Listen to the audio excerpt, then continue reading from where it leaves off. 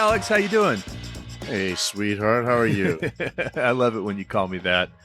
I'm doing okay. I think I told you I'm in the process of moving, so that's consumed a great deal of my life. And then every client I have in the world decided this would be a good week to have me do, or the last 2 weeks would be a good 2 weeks. So the good news is today I don't have any work. All I have is some housework, but you know how that goes. Yeah, it's good to just take some time, though, to check in on the residents of Dirt Nap City. It really is. It really is. And, you know, you work in higher education, right? I do, yeah. So you deal with students a lot. Yeah. So can you tell when a student kind of crammed at the last minute or wrote a paper at the last second? Yeah. Or these days when ChatGPT did the work for them? Yeah. Absolutely. Yeah. I'm going to see if you can tell if I spent a lot of time on this one or not. But today, the first giveaway is when you say it at the outset. Right. All right. I'm going to tell you, this is not my best work, but no, I'll tell you, this is one that I've been thinking about for a while. Not too long, but long enough that it's been in my head. And it's one that is pretty light and fun. And probably my first clue is it's probably someone you would have picked more than me. It's an Alex person more than me. And that's why I'm hoping you know a lot about this person and can help carry this episode. you have 12 minutes and right. You're hoping I have the rest. Yeah. Another 40 minutes. I hope this is like the Atari episode where you didn't have to say much and I did all the talking, except the opposite. Okay. So this guy, he is a guy, very manly man, by the way. He was born in Marshall, Texas, 1949. I'm gonna think you're just gonna guess it from that. No, you know where Marshall is? Is that up by Dallas? It's East Texas. Oh, it's East Texas. It's East Texas, yeah, close to Louisiana, but kind of as far north as Dallas. Okay, but, yeah, it's East Texas. No, I can't think right now of Marshall's residence. All right. Well, he much like many of our other residents of Dirt Nap City. And by the way, he's a recent addition to Dirt Nap City. Not been there. 2025, as a matter of fact, addition to Dirt Nap City. Yeah. No, he's doing great. He's liking it there. He had a troubled childhood and dropped out of school at the age 15. Common theme. Yeah. Saved by sports.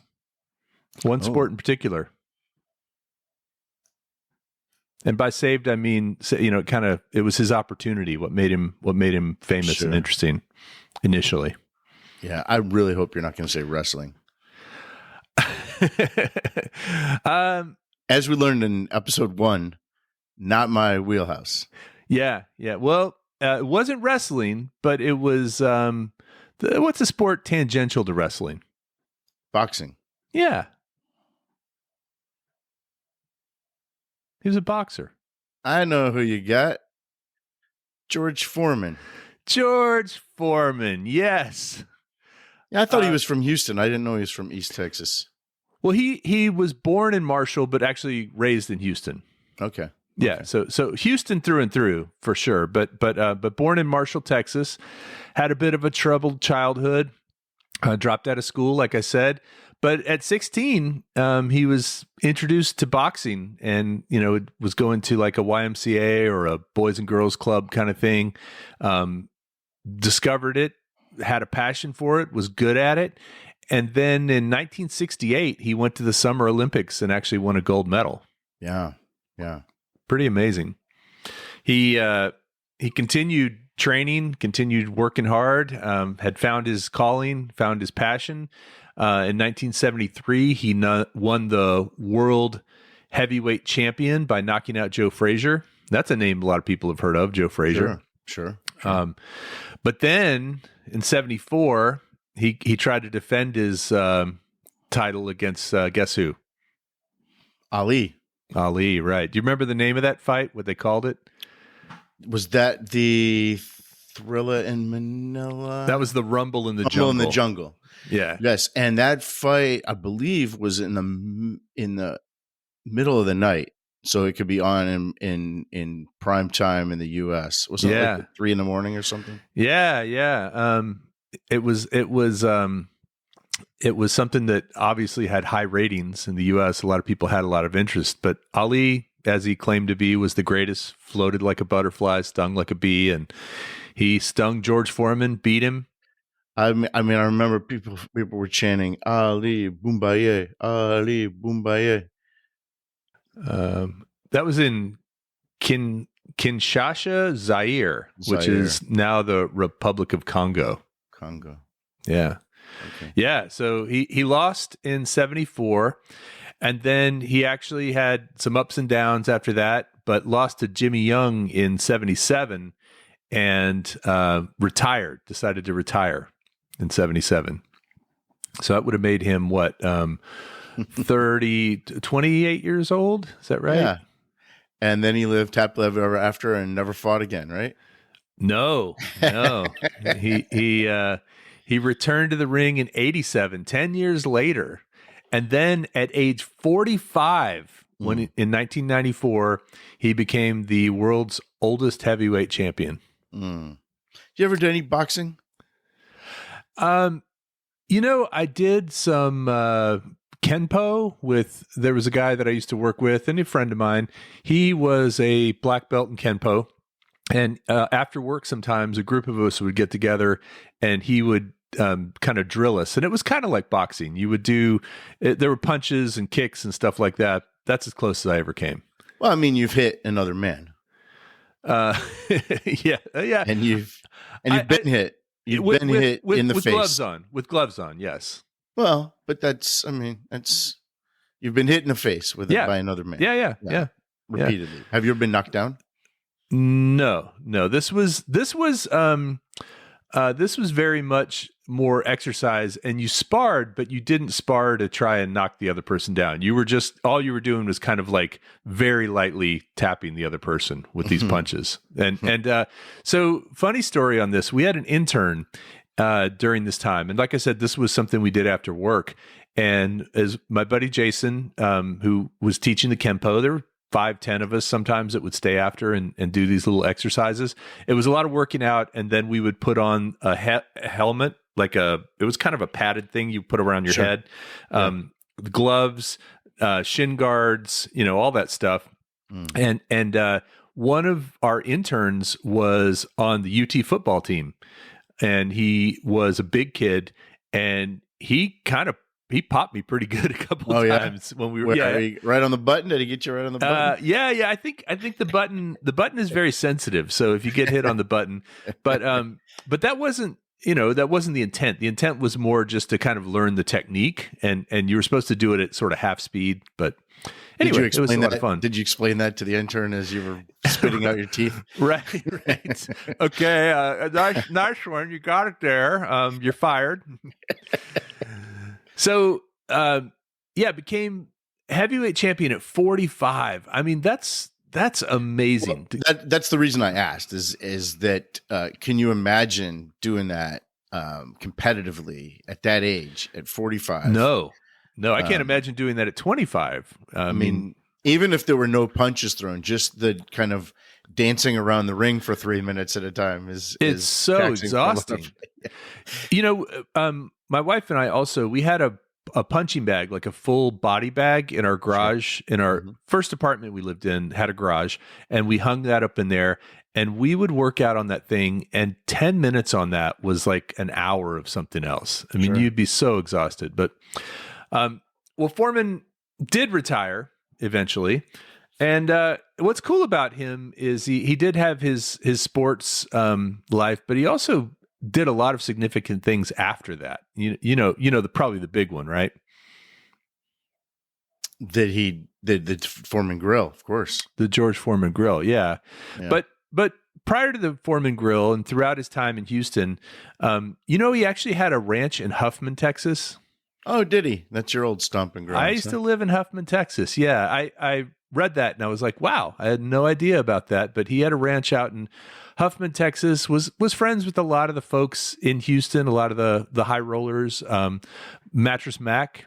The two of them were friends. If anybody's from Houston, you know who Mattress Mac is.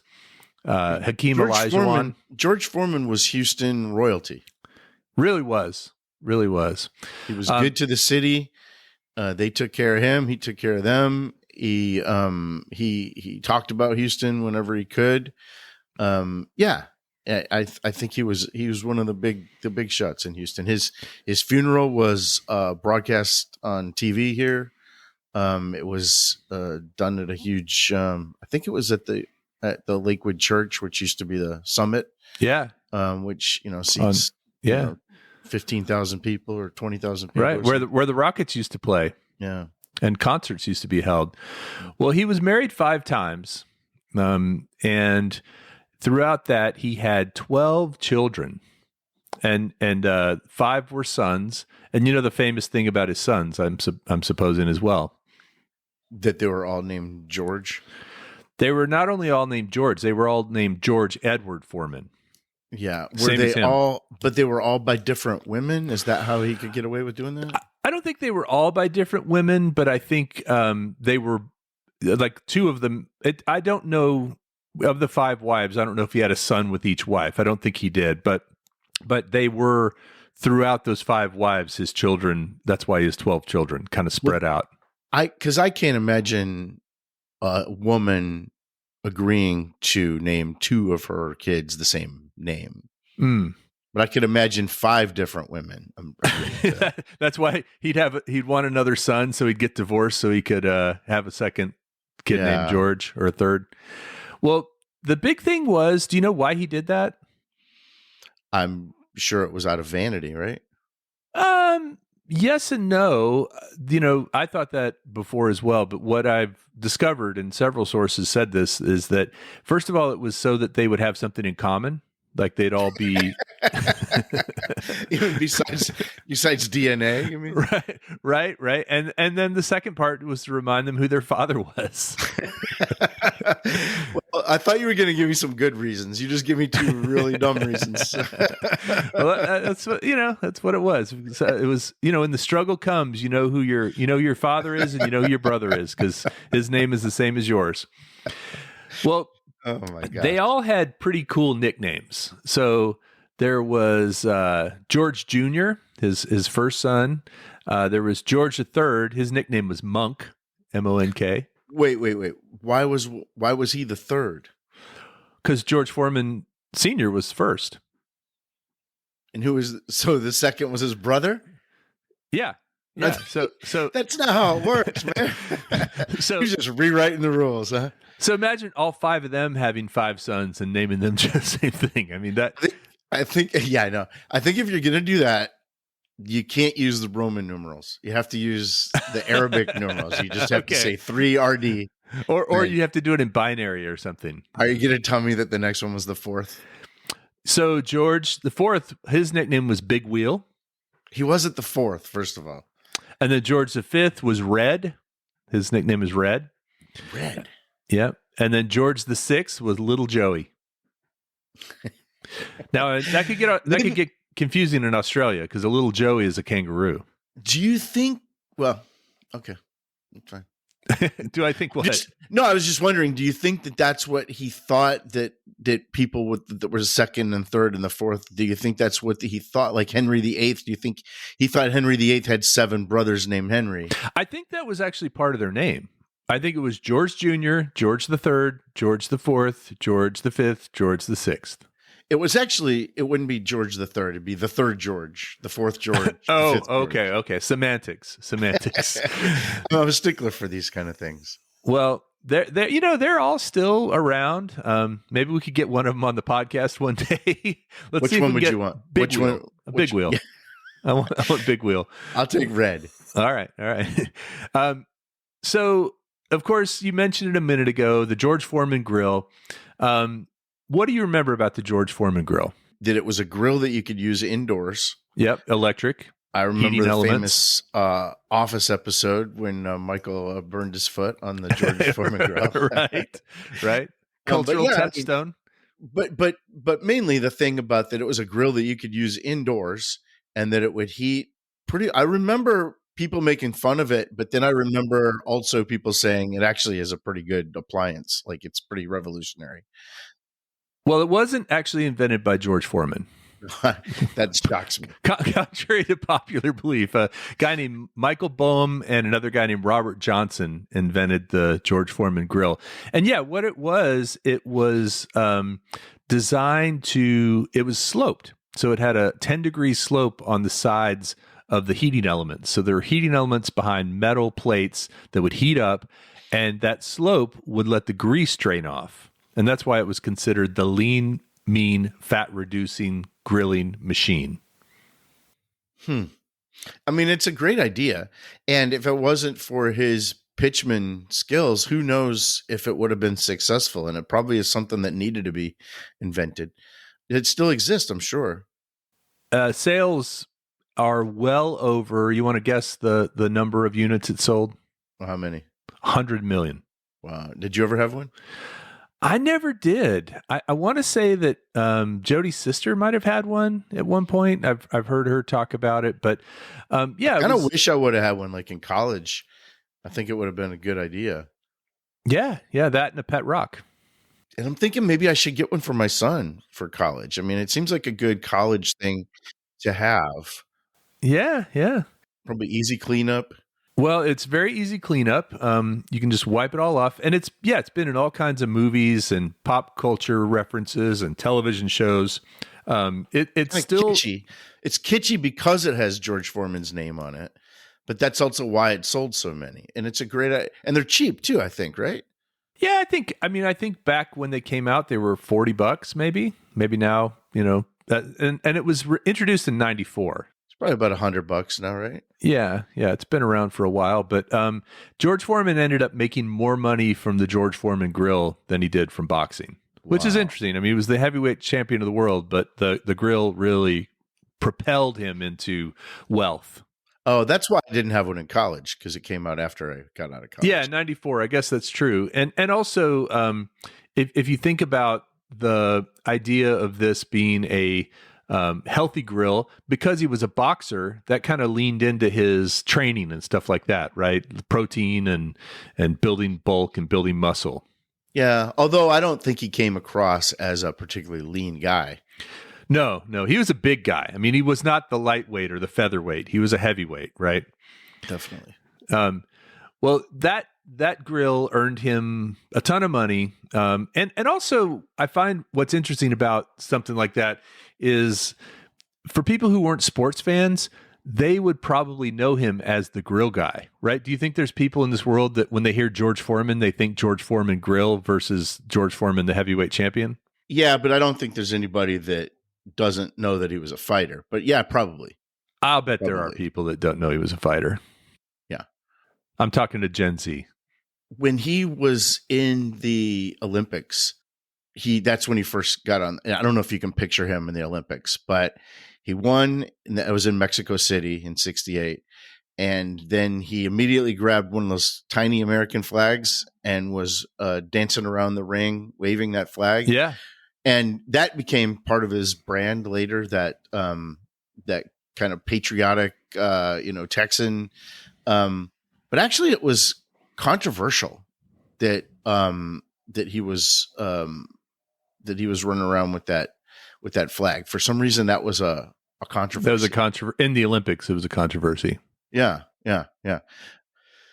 But he was known as far as fighters go, as far as just sportsmen go, he was pretty universally loved, right? There weren't any real scandals with him or anything like that. He had a bit of an ego, but rightly served, right? Rightly deserved, and seemed to have lived a pretty clean and clear life, and then ended up giving back a lot, right? Toward the end of his life, he gave back.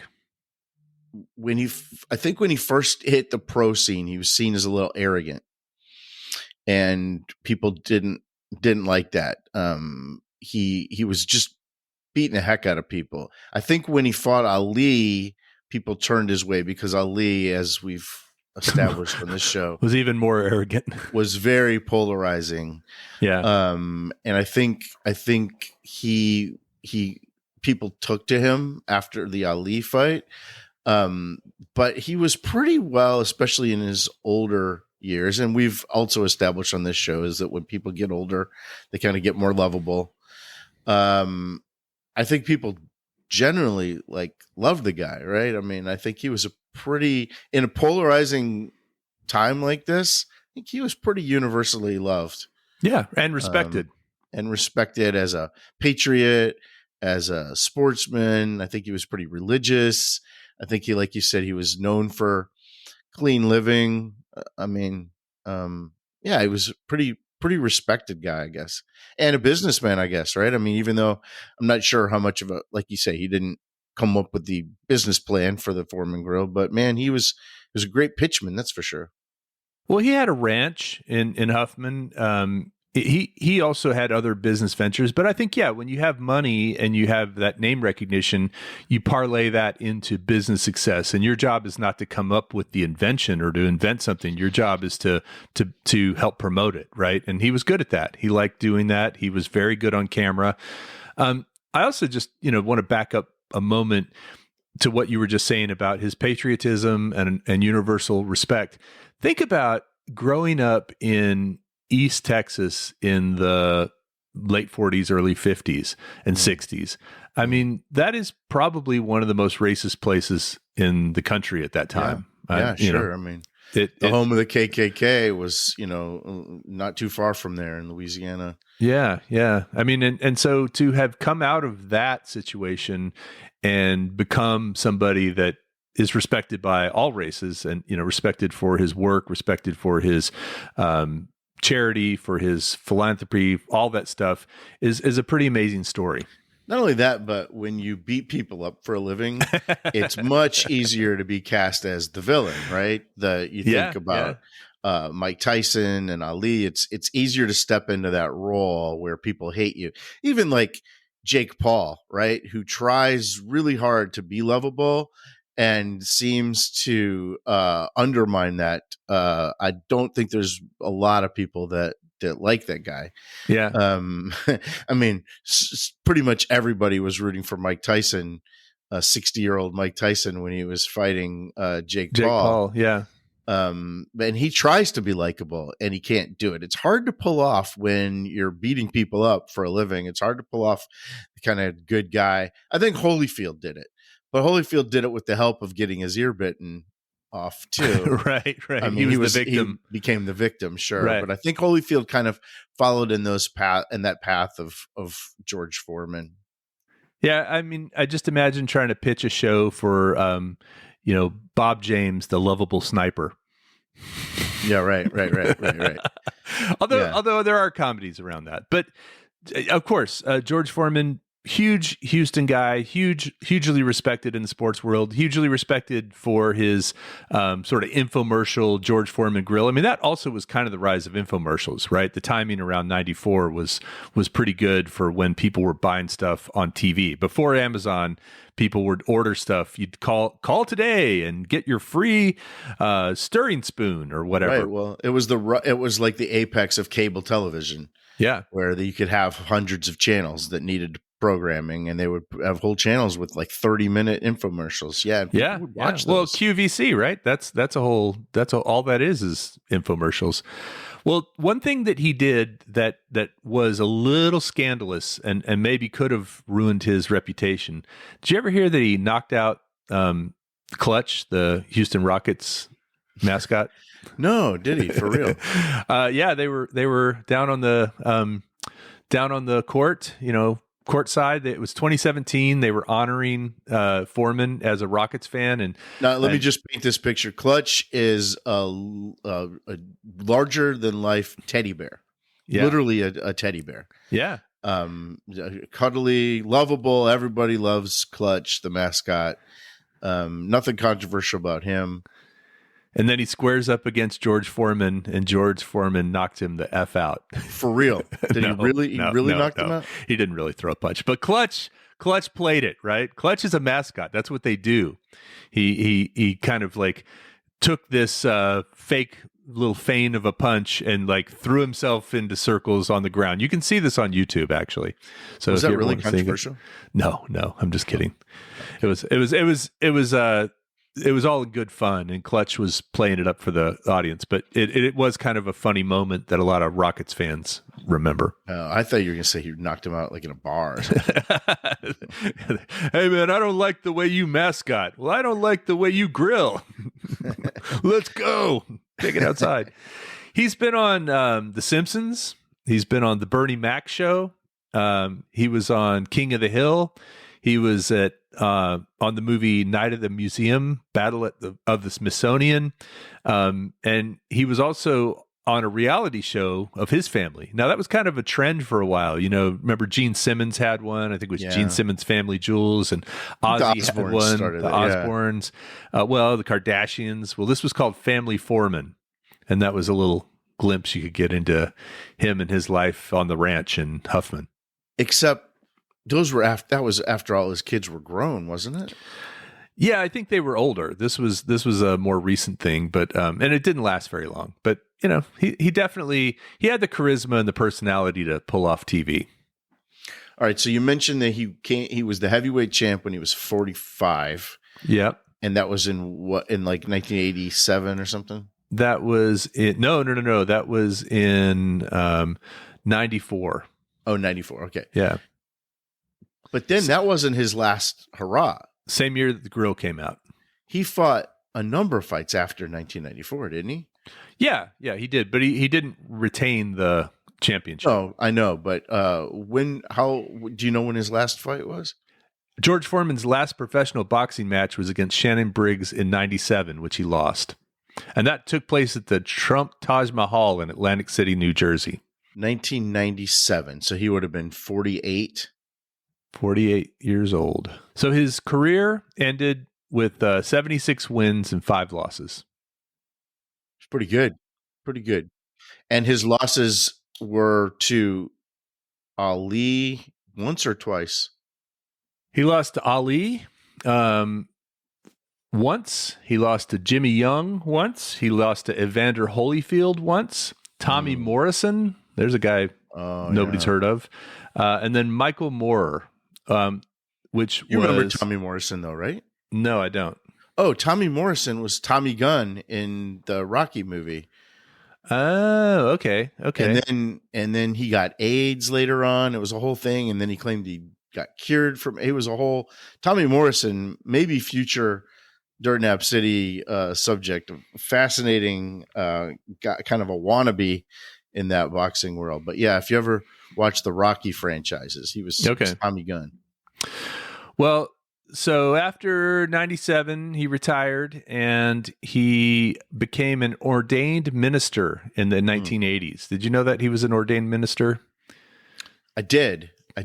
He used to, he talked about that quite a bit. He preached at the Church of the Lord of Jesus Christ in Houston, Texas. And he was big in community outreach. He was big in helping young people, much like he had been helped and saved through sports. And I say saved, I mean, it gave him the career and the path that he ended up going on and helped turn his life around. He hung out with, like I said, Akeem Olajuwon, Mattress Mac. Do you know Mattress Mac's real last name? McInvale? McInvale, yeah, that's right. One of the most famous and wealthy guys, and also pretty good guy in Houston, right? He's still around, isn't he? Yep. And you remember his tagline? Gallery furniture really will save you money. Save you money. By the way, I've been watching Baskets the Clown at your recommendation. Oh yeah, Jody and I. It is good, and I'll say that Dale Baskets reminds me a lot of Mattress Mac. Kind of a similar voice. Yeah, Mattress Mac has aged a little. Though. Yeah, definitely. He doesn't have that same vim and vigor. But he is a big supporter of Houston, much like George Foreman was. So George Foreman had a couple of really great quotes that I liked. One was, "It's not about how hard you hit. It's about how hard you can get hit and keep moving." Do you believe that? I do. 100%. Yeah. That is great. And then it's a little bit about how hard you hit, though, isn't it? I guess if you can take hits and keep going, because you think about it, these are metaphors, right? These aren't necessarily real hits. These are metaphors. If you can but they have to work. It has to work literally and metaphorically. Okay. Well, let's say there was a guy that could take all the hits and never would go down. The other guy's just gonna, even no matter how hard he hits, the other guy is gonna eventually get tired and fall over.